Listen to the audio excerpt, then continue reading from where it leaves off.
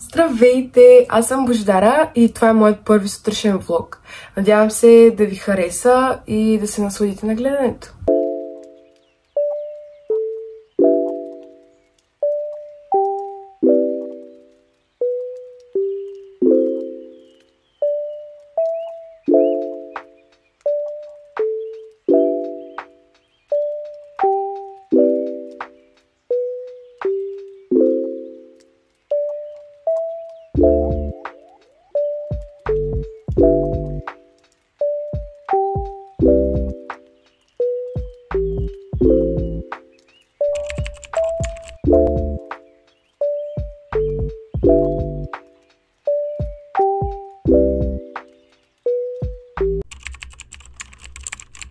Аз излезнах току-що вкъщи, в момента вървя към паметника.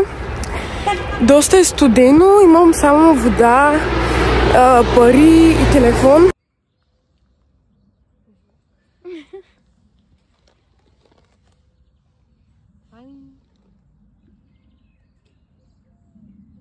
В момента е 7:30 и с половин час сме закъснени, обаче се качваме по паметника, няма никакви проблеми. След половин час ще ни видите и вече. Да. След половин час сигурно ще сме горе, обаче искам ви кажа, че може да не сме горе.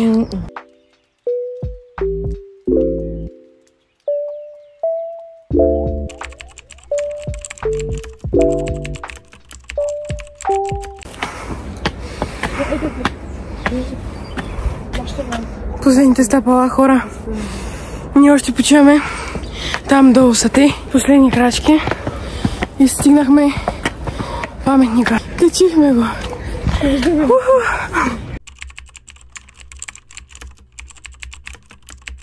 Се качихме до паметника, сега го слизаме и вървим. Изпратихме велито и в момента сме само с елито.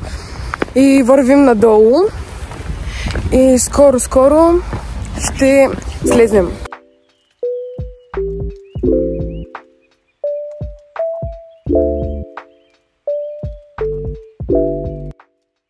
В момента е 8:30 и преди малко се прибрахме от паметника и смятам, че това беше една много продуктивна разходка и беше много приятно да я споделя с две мои приятелки. Аз смятам да си почина и да не ходя на фитнес, да си взема един ден почивка, понеже е важно да имаме такива дни, в които отделяме време на себе си и смятам да почита малко книга, понеже не съм го правила отдавна. Книгата, която ще чета, е на Али Хейзелвуд "Любовна теория". Аз съм чувала доста хубави ревюта за нея. Също други нейни книги на авторката са "Хипотеза за любов" и "Любов и неврони". Те са много леки за четене и много са приятни. Чела съм "Хипотеза за любов". Много лека и приятна романтична книга. Я препоръчвам на хората, които те първо искат да почват да четат книги или да възстановят връзката си с книгите и да почнат отново да ги четат.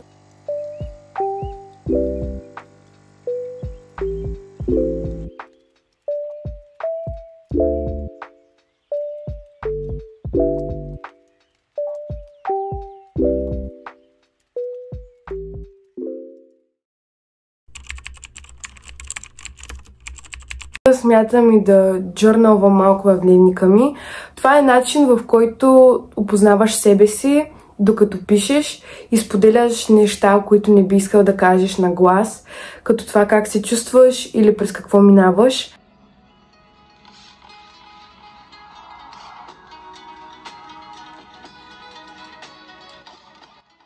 И това беше моят сутрешен влог. Надявам се да ви е харесал. Ако искате още такива видеа, може да се абонирате за акаунта ми и да напишете в коментарите какви видеа биха ви допаднали да гледате. Това беше от мен. Чао!